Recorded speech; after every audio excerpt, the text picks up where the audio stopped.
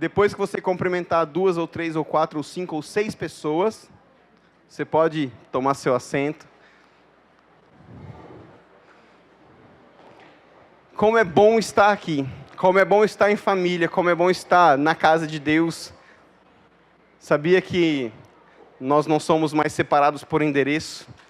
Hoje em dia nós somos todos unidos em Cristo. Então, às vezes, a gente está em alguns lugares, mas estamos sempre unidos no Espírito, amém? Tenho certeza que mesmo lá em Petrolina, o pastor Leandro está com o coração aqui. E eu sei que a graça que está sobre ele lá, a unção que está sendo derramada lá, também continua recaindo sobre nós, porque fazemos parte da sua igreja.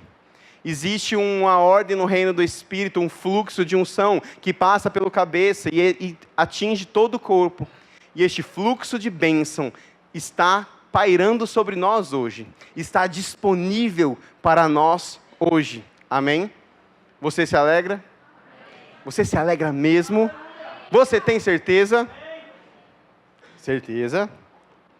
Bom, eu gostaria de começar lendo, o texto que está em 1 Coríntios, capítulo 1, versículo 10. Você pode abrir lá, por gentileza?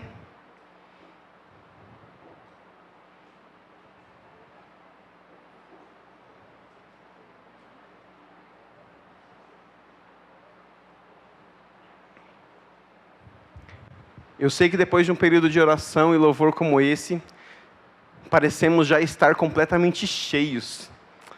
Mas Deus, Ele gosta de derramar além da conta, amém? Ele gosta de transbordar.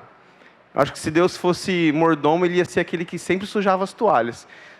Ele completa a taça e deixa cair assim. Porque Deus gosta de ser exagerado. E nós recebemos bastante, mas creio que vamos receber ainda mais, amém? Você chegou lá em 1 Coríntios 1:10? Vamos ler então. Rogo-vos, pois, irmãos, pelo nome de nosso Senhor Jesus Cristo, que faleis todos uma mesma coisa, que não haja entre vós divisões, antes sejais inteiramente unidos, na mesma disposição mental e no mesmo parecer. Feche seus olhos, vamos orar. Pai, te agradeço por este período, Deus, onde nós vamos aprender e estudar um pouco mais da sua palavra. Sei, Deus, que o Senhor tem derramado sobre nós bênçãos sem medida, graça sobre graça, mas eu sei também, Pai, que a sua vontade é que possamos transbordar para a direita, para a esquerda, para a frente e para trás. Pai, te agradeço pela palavra, Deus, que tem chegado nos nossos corações e que ela possa, em nome de Jesus, atingir e tocar o bom solo do coração de cada um dos meus irmãos, assim como tem tocado o meu, Pai, pois o seu Espírito quer ministrar e extrair de nós, a cada dia, o nosso melhor, para que possamos ser, todos os dias, a versão melhor de nós mesmos. Em nome de Jesus, te agradeço pela aplicação personalizada da sua palavra, nos trazendo coisas, nos trazendo revelações, mostrando pontos e áreas das nossas vidas, aonde podemos melhorar e avançar, para que possamos ser, cada vez mais, um corpo sadio, bem ajustado, pronto para crescer e avançar. Eu te agradeço em nome de Jesus, amém. Amém. Quantos aqui não conheciam esse texto? Levanta a mão. É um texto de conhecimento geral, não é? Todos nós conhecemos 1 Coríntios 1:10. E ele fala muito sobre nós termos uma mesma disposição mental, termos um mesmo parecer, termos um mesmo procedimento. Amém? Esse texto ele é só uma introdução para aquilo que eu quero falar de verdade. O texto que eu quero falar está em Mateus 18:12. Você pode ir lá comigo, por gentileza?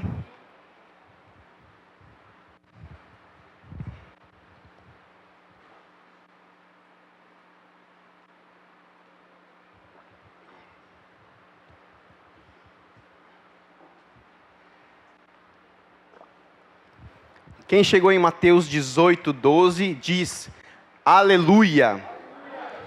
Quem chegou em Mateus 18:2 fala assim comigo, bé. Irmãos, vamos falar sobre ovelha. Muito provavelmente você já ouviu esse texto. Nós vamos ler e depois eu quero mostrar para vocês uma aplicação um pouquinho diferente do que eu quero fazer hoje, amém? Você chegou lá em Mateus 18:12? Faz bé. Amém. Vou ler do versículo 10 para ficar um pouco mais contextualizado, amém? Vede, não desprezais a qualquer destes pequeninos, porque eu vos afirmo que se seus anjos nos céus veem incessantemente a face de Deus Pai Celeste, porque o Filho do Homem veio salvar o que estava perdido. Versículo 12, que vos parece? Se um homem tiver 100 ovelhas, e uma delas se extraviar, não deixará ele nos montes as 99, indo procurar a que se extraviou? E se porventura a encontra, em verdade vos digo que maior prazer sentirá por causa desta, do que pelas 99 que não se extraviaram. Assim, pois, não é da vontade do nosso Pai Celeste que pereça um só destes pequeninos. Aleluia. Se você tem um pouco mais do que 20 anos de igreja, você provavelmente já ouviu uma música bem antiga que era assim, ó. Eram 100 ovelhas. Como que é? Vai, gente. Quem tem mais que 20, eu sei que tem. Olha lá, tá saindo, tá soltando. Vai, solta. Eram 100 ovelhas no aprisco, mas uma se perde e o bom pastor sai ao encontro daquela ovelha. Todos nós entendemos isso e cremos, conseguimos perceber dentro do próprio texto que a ovelha muitas vezes é aquela que se extravia e Jesus, o bom pastor, deixa as 99 e vai buscar aquela. Isso fala para nós sobre uma responsabilidade de nós como cristãos, ou de nós como igreja, muitas vezes, ir buscar aquele que se perde, ir buscar aquele que se extravia, ou aquele que porventura se desgarra do rebanho. Temos uma responsabilidade em ir buscá-los, amém? Eu sei que você já estudou sobre isso e de certa forma isso arde no seu coração, mas eu não quero falar hoje, eu não quero focar aqui, primeiramente, nem no bom pastor, que é Jesus, nem nesta ovelha perdida. Eu quero falar sobre as 99 ovelhas. E se não, eu dei um tema para essa ministração e o tema é 99 ovelhas. Porque não sei se nós conseguimos conceber que ir buscar uma ovelha é importante. Quem acha que é importante, levanta a mão. É importante buscar a ovelha perdida? É muito importante buscar a ovelha perdida. Quando nós estávamos perdidos, nós quisemos que alguém fosse nos buscar. Quando nós, às vezes, começamos a pisar meio centímetro para um lado, nós gostamos de ser corrigidos e voltar para dentro. Então, estar em contato com a ovelha quando ela se perde, trazer ela para perto, é bíblico, é direito e é eficaz, amém? Agora eu quero mostrar um perfil que existe dentro das 99 ovelhas. Porque eu não sei se você já parou para pensar, mas o bom pastor só pôde deixar as 99 ovelhas para ir buscar a perdida, porque ele confiava nessas 99 ovelhas. Eles sabiam que ao deixar 99 ovelhas, elas não sairiam por aí doidona, perdida. Ele conseguiu olhar para o seu rebanho aqui de 100 ovelhas e enxergar que 99 estava bem, 99 iria fazer o seu trabalho, 99 iria conseguir continuar com a sua vida, para que ele pudesse ir buscar outra ovelha que estava se perdendo. Porque a Bíblia diz que Jesus, ele é o bom pastor. E o bom pastor, ele jamais correria o risco de perder 99 para salvar uma. Ele sabia a característica de cada uma das 99 ovelhas. Ele sabia o tipo de alimento que elas tinham. Ele sabia qual era o comportamento delas. Eles sabiam, por exemplo, que eram 99 ovelhas unidas, coesas, que tinham um só pensamento, andavam de uma determinada forma. Ele sabia que eram 99 ovelhas que não iam desgarrar, ou que iriam começar entre si uma busca por aquele que iria comandar o rebanho. Porque ovelha sadia entende o propósito do seu pastor. O nosso bom pastor é Cristo, como nós falamos. Mas existe uma característica de ovelha. Por isso que eu falei para você falar BR. Porque nós somos, dentro deste rebanho, como uma ovelha. E é interessante nós entendermos que nós, como ovelha, temos que querer fazer parte das 99. Muitas vezes nós no começo da caminhada cristã, nós olhamos assim e desejamos. Não sei se aconteceu com você, mas às vezes aconteceu comigo. No começo da caminhada cristã, nossa, acho que eu quero ser essa ovelha para ter um pouquinho mais de atenção. Vou dar uma desgarradinha aqui para ver se eles vêm atrás de mim. Para ver se meus amigos, se meus irmãos me trazem para perto. Só que essa não é uma característica de ovelha saudável. A ovelha saudável está contribuindo para a manutenção do rebanho. Está contribuindo para que o rebanho esteja cada vez mais unido, cada vez mais juntos, firmes em um propósito, avançando para o alvo que está diante deles. Amém? E eu quero trazer para nós essa luz de responsabilidade de como ovelha mesmo. Porque eu tenho certeza que não deve ser fácil ser ovelha no meio do rebanho de 99. Você imagina aquele monte de ovelha andando pelas planícies, pelas montanhas, pelos pastos.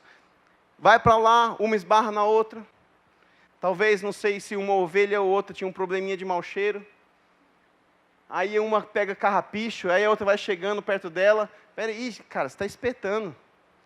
Mas existe um propósito maior.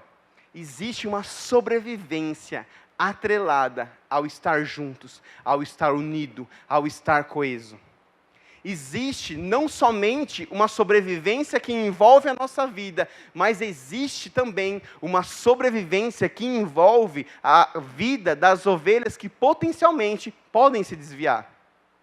E se tivéssemos simplesmente 100 ovelhas e nenhuma se extraviasse, então a atenção do pastor estaria ajustada, o foco dele estaria ajustado em buscar outras ovelhas e começar a cada dia a crescer, acrescentar ao seu rebanho.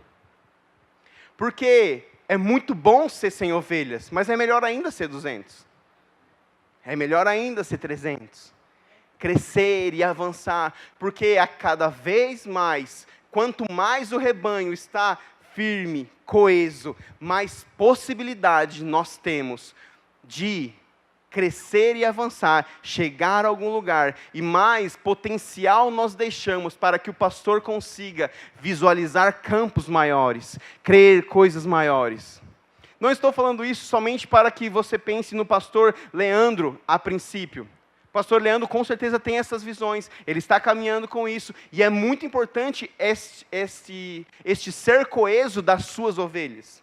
Mas eu quero trazer para você uma visão um pouco mais ampla. Porque, assim como cada um de nós somos ovelhas deste rebanho, esta igreja pertence, ou é também uma ovelha de um rebanho ainda maior. Amém?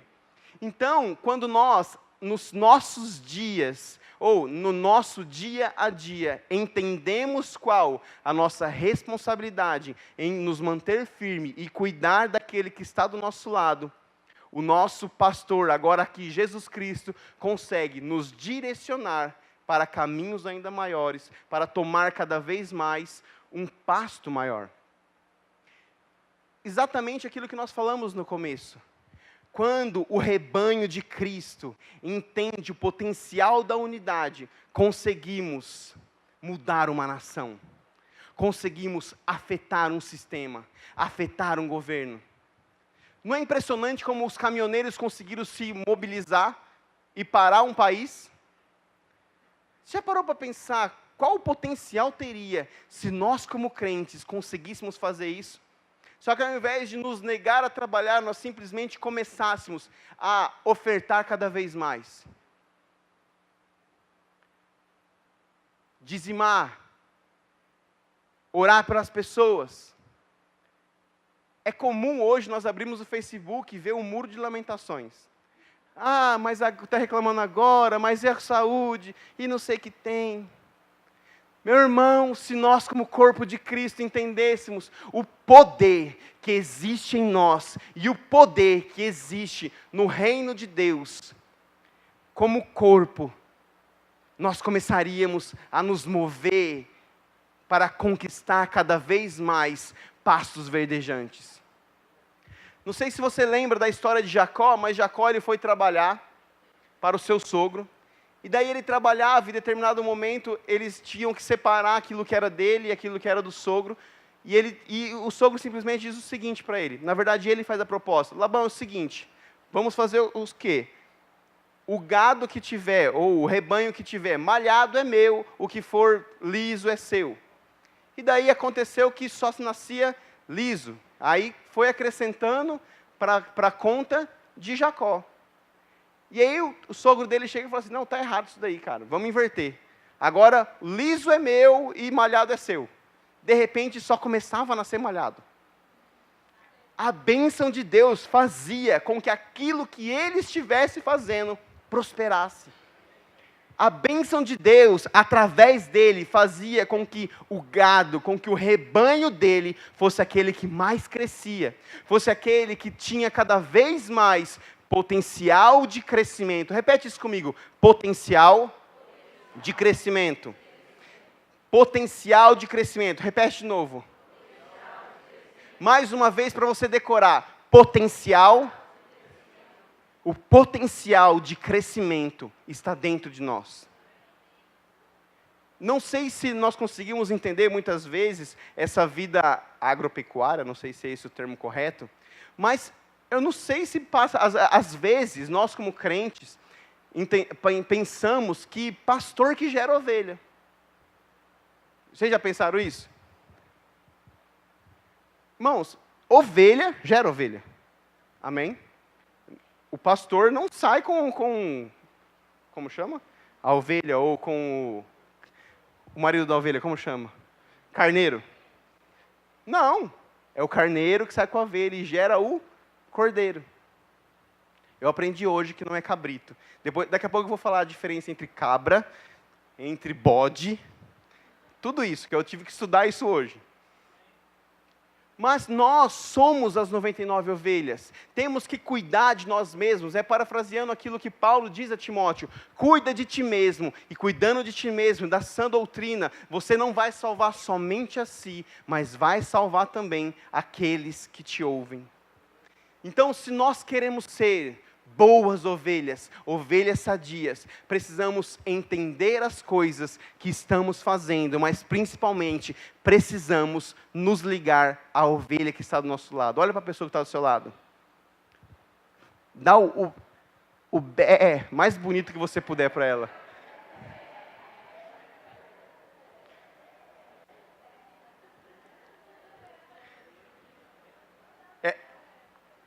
Ela berrou para você?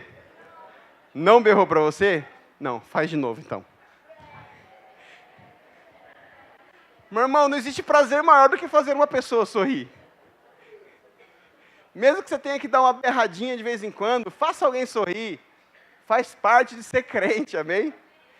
Isso faz com que a gente desfrute cada vez mais de uma alegria coletiva. Quem sabe numa dessa, a unção do riso não pega e a gente já acaba o culto aqui. Porque Deus ordena a bênção, ou Ele dá ordem aos seus anjos, quando o povo está coeso, quando o povo está unido, ou quando as 99 ovelhas estão firmes, para que Ele possa olhar e dizer, vocês estão bem? Segura aí, que eu vou buscar aquela que está faltando. Amém?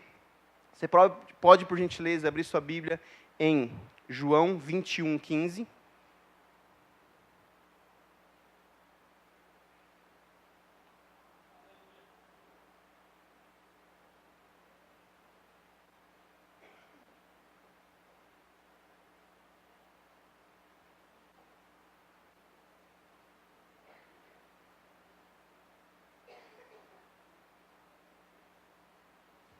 Quem chegou já sabe, vai.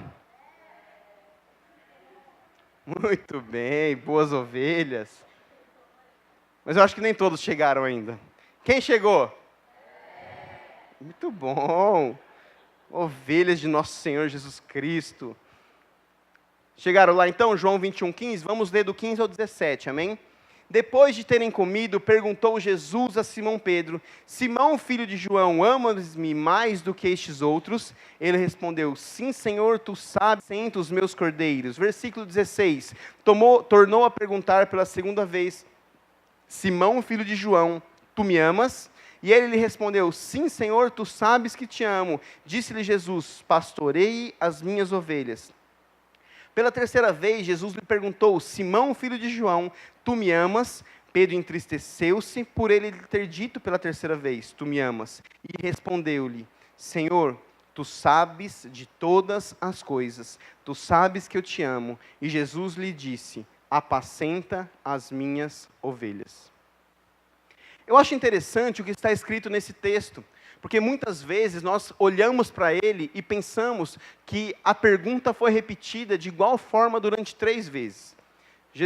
Pedro, você me ama? Sim, Senhor, tu sabe que eu te amo. E ele repete novamente e novamente. Só que no original, esta pergunta ela não foi feita assim. E hoje eu descobri algo que fazia muitos anos que me perturbava. A gente já vai falar sobre isso. Quero abordar primeiro esse conceito de amor. Provavelmente você já ouviu isso.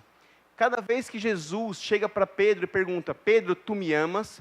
Essa pergunta para nós parece que ele está sendo feita e repetida. Então, você me ama? Sim, Senhor, tu sabes que eu te amo. Pedro, você me ama? Tu sabes que eu te amo. Pedro, você me ama? Tu sabes que eu te amo. 3 vezes, é assim ou não é?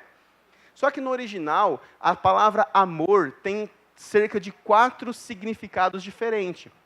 A Bíblia não foi escrita em português. A Bíblia foi escrita em aramaico e hebraico no Antigo Testamento e no Novo Testamento em grego.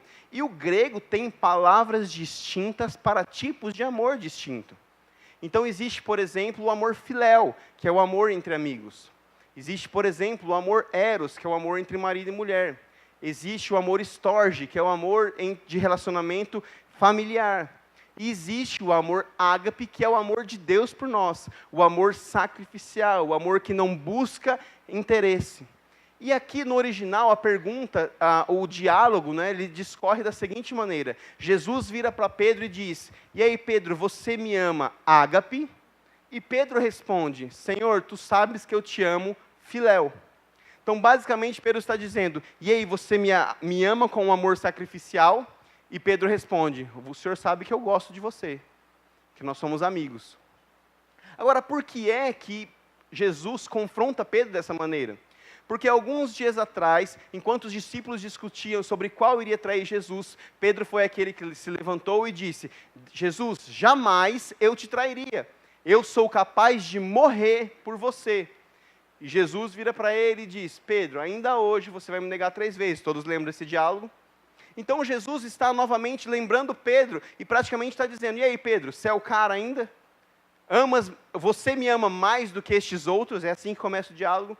E Pedro, numa constatação daquilo que ele estava vivendo, diz: Senhor, tu sabes que eu só gosto de você, ou que o amor por você, ele é filéu. Jesus pergunta novamente: Pedro, tu me amas ágape? E Pedro responde novamente: Senhor, tu sabes que eu te amo, filéu. E aí a terceira pergunta ocorre, e é como se Jesus tivesse baixado no nível de Pedro e diz: E aí, Pedro, me ama filéu? Sim, Senhor, tu sabes todas as coisas. Pedro se entristece e diz: O Senhor sabe que é filéu mesmo. Então, neste diálogo de constatação do nível de amor de Pedro, Jesus faz ele enxergar qual é o real amor que ele tem. Só que, ao final de cada interação, Jesus termina a frase dando uma recomendação a Pedro. E eu nunca tinha entendido, não sei se você já tinha parado para atentar, que no versículo 15, Jesus termina dizendo o seguinte: apacente os meus cordeiros. Versículo 16, ele termina dizendo: pastorei as minhas. E no versículo 17, ele termina dizendo: apacente as minhas ovelhas. E é muito natural para nós achar que o que ele está falando é a mesma coisa com outro significado. Ou que o cara que traduziu tenha simplesmente interpretado diferente. Só que no original, cada uma dessas palavras são distintas. Isso quer dizer que no versículo 15, ele quer falar mesmo de cordeiro. No versículo 16, ele fala mesmo ovelha. As palavras são distintas, não são 2 significados para uma mesma coisa. E eu nunca tinha entendido o porquê desse bendita distinção. Até que hoje, o céu se abriu e uma luz veio para mim. E eu fui estudar, principalmente no dicionário, quais são as principais diferenças. E eu descobri, por exemplo, que a cabra, quando namora com o bode, ela gera o cabrito. E aí eu descobri que a ovelha, quando namora com o carneiro, gera o cordeiro. Então, finalmente, o Espírito Santo, finalmente, né? Como se eu tivesse pressa para isso, mas eu finalmente entendi o que estava querendo dizer aqui.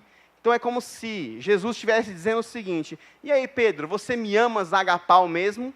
Não, não te amo agapau não, o que eu tenho para você é filéu. Então Pedro simplesmente diz: então apacente os meus cordeiros. Cordeiro, ele é, como nós falamos, o filho da ovelha. Ele é, então, uma ovelha ou um carneiro que ainda não tem idade suficiente para se alimentar sozinho. Ele está em fase de crescimento. Ele é, podemos parafrasear, um bebê espiritual. E é interessante o termo apacentar, porque eu também não sabia muito claro a distinção entre apacentar e pastorear. Eu sei que você pode pensar assim, ó, nossa, que mané. Mas eu não sabia, irmãos. Confesso para vocês, eu não sabia. E eu descobri que apacentar é levar as ovelhas ao pasto. Levar eles para pastar. Ou levar o pasto até eles. E rapidamente o Espírito Santo me mostrou o quê? Sabe, os novos convertidos, eles precisam ser alimentados. O alimento deve ser dado na boca dele para que eles cresçam e se tornem maduros, grandes, fortes. Então Pedro, nessa interação com Jesus, Jesus disse: você me ama ágape? Não, eu te amo filéu. E aí Pedro diz, Jesus diz para Pedro: tudo bem, continue dando alimento aos meus pequenos, ou aos novos convertidos. Nós entendemos que o alimento é a palavra, amém? Nós entendemos que a palavra de Deus é alimento para nós, é aquilo que nos deixa forte, é aquilo que nos faz avançar. Por isso ele está dizendo, mesmo que o seu amor por mim não seja total e sacrificial, a ponto de você morrer para si mesmo, continue dando alimento para os novos convertidos. Para aqueles irmãos que estão com você, que são recém-chegados e que ainda não têm tanta nutrição da palavra. Amém? Versículo 16 chega e tornou-lhe perguntar a Jesus novamente: Simão, filho de João, tu me amas? E ele responde: sim, Senhor. Nós já falamos sobre a pergunta ser ágape e filéu, certo? Jesus diz então: pastorei as minhas ovelhas. E eu aprendi hoje que o pastorear não é simplesmente dar comida, mas é principalmente conduzir para um lugar. É cuidar, é trazer para perto, muitas vezes é limpar, curar as feridas, é pegar este rebanho que agora já está cada vez mais maduro, e não somente dar o alimento para ele, mas indicar qual é a direção aonde ele deve ir. Amém? Versículo 17 chega, tem novamente a interação, e existe aquela contestação de Jesus e a constatação de Pedro, de que todo o amor que ele achava que tinha, não era aquela Brastemp. Jesus desce ao nível dele e diz, tudo bem, é filéu mesmo, mas você não pode deixar de fazer uma coisa, que é apacentar as minhas ovelhas. Agora ele está falando que Pedro precisa continuar dando alimento para aquelas ovelhas agora, não mais cordeiros, não mais novos na fé, não mais pessoas que estão crescendo, mas ovelhas já adultas, ovelhas que já estão fazendo parte de um rebanho, que já estão sendo conduzidas para um outro lugar, estão indo para algum lugar, com um fim, com um propósito, com algo já pré-estabelecido em mente. E é interessante que Pedro não era o pastor destas ovelhas. Pedro era uma ovelha como as outras ovelhas. Então é como se Jesus estivesse fazendo essa mesma indagação por nós, estivesse tendo esse tete a tete conosco e dizendo, e aí, você me ama? E independente de qual seja a nossa resposta, nós podemos ouvir Deus dizendo, Jesus dizendo, dê alimento para os novos convertidos. Nós podemos ouvir Jesus dizendo, conduza aqueles que estão crescendo. Nós podemos ouvir Jesus dizendo, continue alimentando o seu irmão, assim como ele vai te alimentar. E um rebanho sadio será como aquelas 99 ovelhas. Eles serão tão firmes e coesos, tão conscientes do poder e da graça que está pairando sobre eles, que eu vou ter tranquilidade em deixar eles para pegar o perdido e acrescentar a este rebanho. Nós, como ovelhas, muitas vezes precisamos ter o nosso coração alinhado para qual e onde é o caminho para onde nós vamos. Dentro de uma visão regionalizada, ou aqui que nós vivemos, é simplesmente chegar para o pastor, pastor, nós estamos crendo para quantas pessoas vir no culto? Ah, querido, estamos crendo para tanto. E todos os dias, Senhor, eu te agradeço por pessoas chegando. Eu te agradeço por mais cadeiras sendo colocadas. Pastor, o que nós vamos fazer agora no ha-ha-ha? Que é a visão aqui. Ah, agora nós queremos fazer tal coisa. E todos os dias está se mobilizando, honrando, crendo e botando força, instigando as outras ovelhas. Cara, nós temos uma visão. Nós estamos fazendo, estamos construindo algo. Nós estamos mudando uma nação. Como que nós estamos mudando a nação? Transformando este bairro. Como que você está fazendo isso? Sendo uma ovelha sadia. Como uma ovelha sadia faz? Ela não vai se encher de carrapicho. Ela vai, antes de berrar para o pastor correr, socorrer ela. Ela vai tentar, de alguma forma, como rebanho, acudir esta igreja.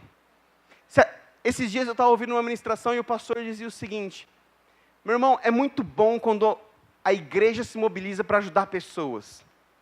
Mas eu creio que vai chegar um dia onde as pessoas vão ajudar elas mesmas e nem vai precisar ter essa demanda do alto. Ele diz o seguinte, eu peguei junto com ele logo, vai chegar um dia onde as pessoas vão sentar uma do lado das outras assim, olhar para o irmão e falar assim, cara, que carro que você tem? Ah, eu tenho um carro X. Toma o meu aqui, vai. Custa 4 vezes mais. E vai embora. Hoje eu estava sendo ministrado pela manhã sobre ofertas, e aquele texto de Coríntios estava sendo estudado e que diz que Deus dá semente ao que semeia e pão para o alimento. Todo mundo conhece esse texto? Vamos abrir lá. 2 Coríntios capítulo 9.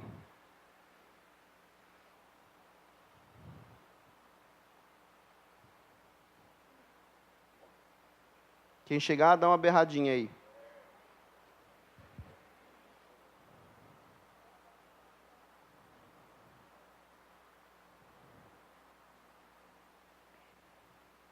Amém?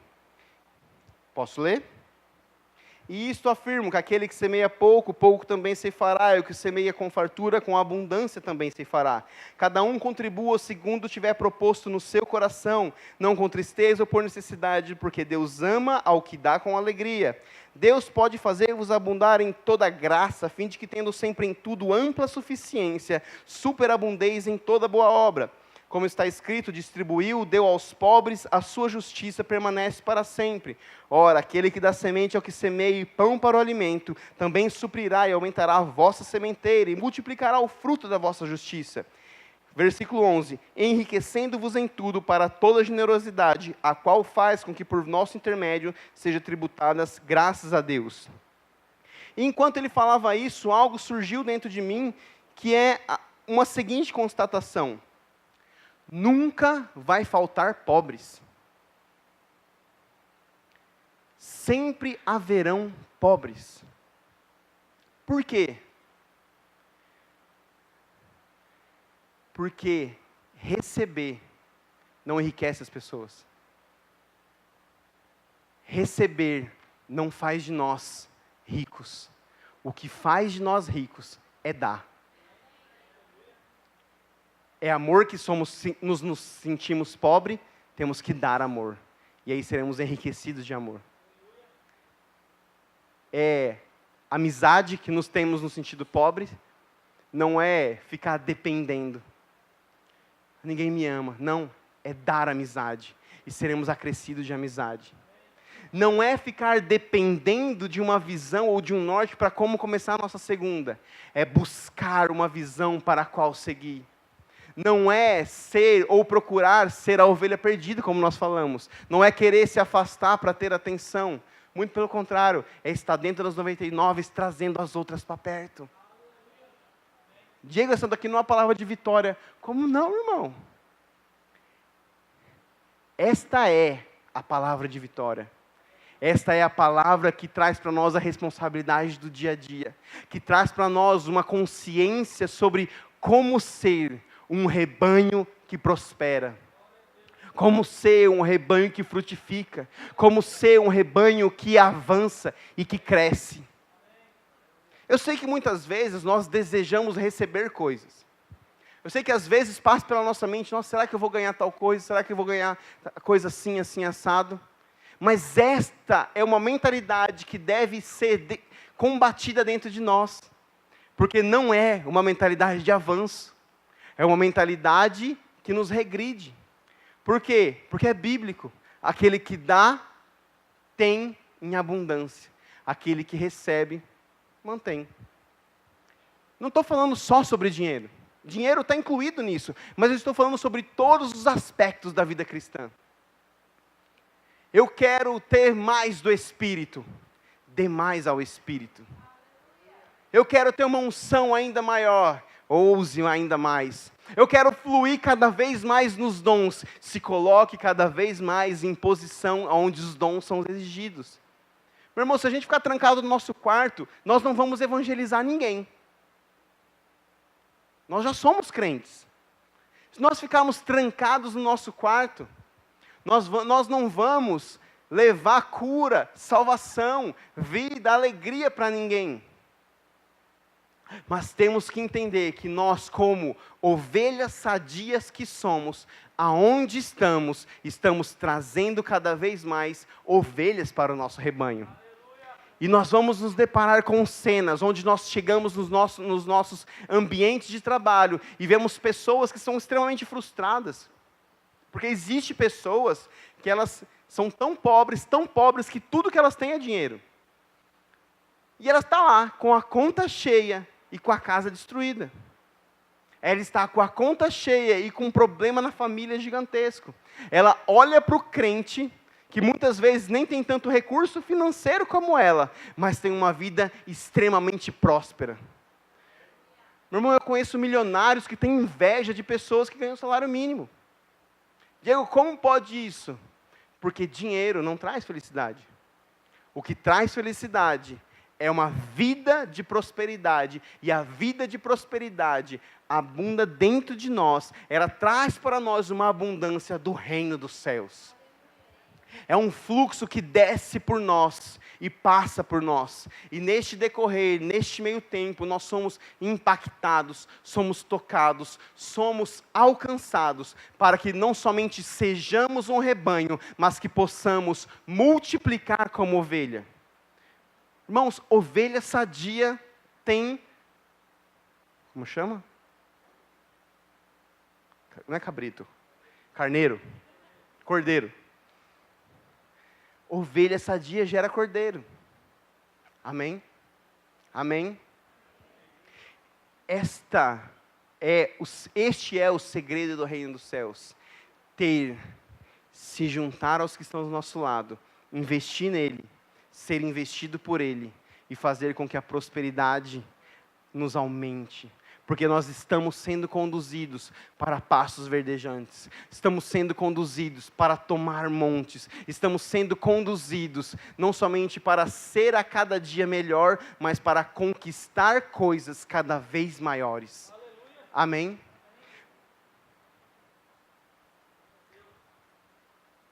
Seja uma ovelha. Você pode dizer isso comigo? Eu quero ser uma ovelha. Próspera, sadia, limpa, sem carrapicho, mas que principalmente atrai outras ovelhas. Imagine a cena, um rebanho de ovelhas passando, todos sujos de barro. E um rebanho de ovelhas passando, todas muito bem limpinhas, todas bem cuidadas, sadias e fortes. Aquele pastor cuida bem demais daquela ovelha, eu quero ir para aquele rebanho. E pior ainda, pode existir bodes no meio do caminho, que olhem e contemplem e falam assim, meu Deus, eu preciso ser uma ovelha daquele pastor, ou daquele rebanho. O que você está querendo dizer com isso, Diego? Eu estou querendo dizer que essa consciência entrando em nós, não somente as nossas igrejas vão crescer, porque nós vamos alcançar o perdido, mas muitas vezes, ovelhas maltratadas serão achegadas até nós. Mas é daí que precisamos cada vez mais de uma cabeça de ovelha madura, que não vai negar o alimento para a ovelha que está do nosso lado, que não vai negar o amor para a ovelha que está do nosso lado, não vai negar a oração, não vai negar o cuidado, vai ajudar e incentivar para que ela seja cada vez mais parte integrante do nosso rebanho. Afinal de contas, o lugar onde eu estou é o melhor lugar para se viver. Nós não somos aqueles que acreditam que o pasto do vizinho é maior. Nós somos aqueles que entendemos que o nosso pasto é bom demais. E porque o nosso pasto é bom demais, eu vou anunciar a possibilidade de entrar nele para todo mundo que eu encontrar. E daí, muitas vezes, bode se torna ovelha. Cabra se torna ovelha. Lobos em pele de cordeiro? Não. Porque eles são rapidamente identificados. Porque nós temos um grupo de ovelhas que fazem tudo igual. Qualquer distinção de raça é bem identificada. E aí rapidamente é transformado. Você pode se colocar de pé?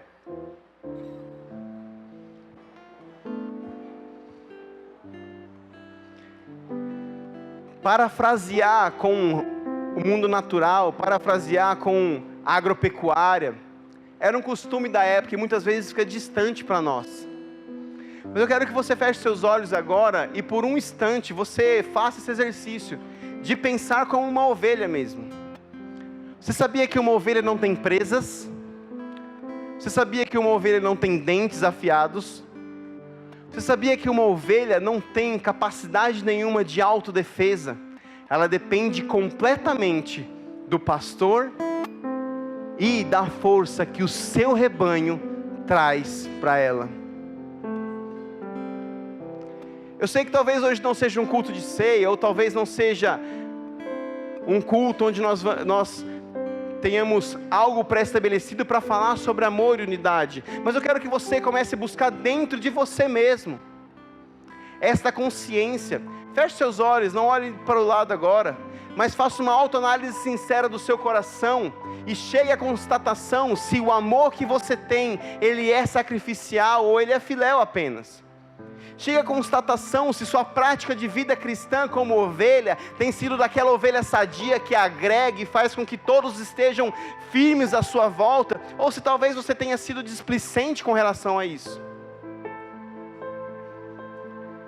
Faça essa autoanálise sincera e saiba que não importa qual seja a constatação dela, o próprio Jesus está te dizendo: tudo bem, continue alimentando, esqueça o que ficou para trás e daqui para frente, decida ser uma ovelha sadia, decida fazer parte deste rebanho, decida estar associada com esta visão, decida caminhar com a pessoa que está do seu lado, porque a pessoa que está do seu lado, mesmo com as características diferentes das suas, elas elas contribuem para a sua proteção, elas contribuem para que você possa ter uma vida sendo conduzida para o lugar correto, elas contribuem muitas vezes para tirar carrapichos de você, para curar cortes de você.